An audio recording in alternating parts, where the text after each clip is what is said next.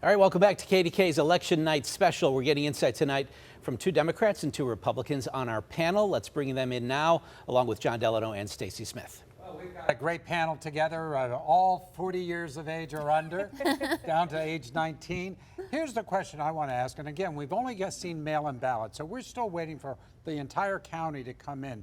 What communities, Democrats, are you looking for that could deliver victory to Sarah Innamorato tonight? Ashley? So I'm looking for the city of Pittsburgh. As we were just mentioning, the 14th Ward specifically, they have a huge, strong Democratic base there.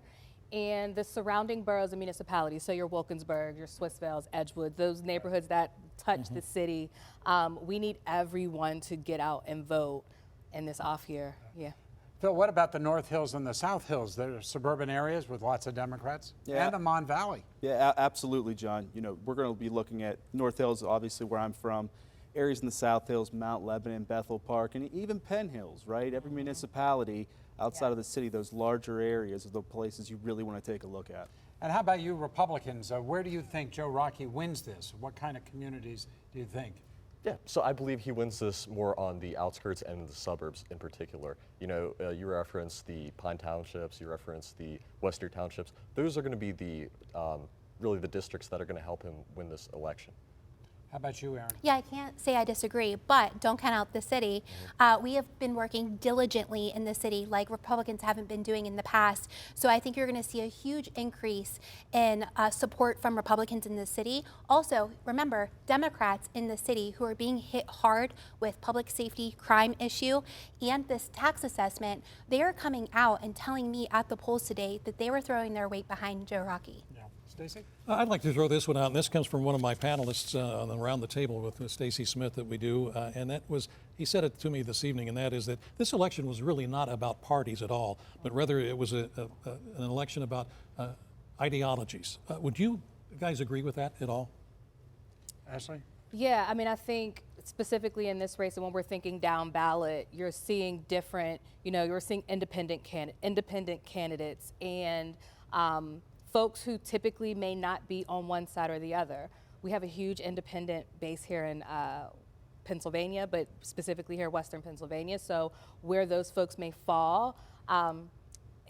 And unfortunately, I think sometimes it's a lot of fear. If you use fear, that really gathers folks at times. And I said it earlier, when we want to talk about the issues that are really impacting our communities and why they are continuing, they're not new. Yeah. So, Go ahead.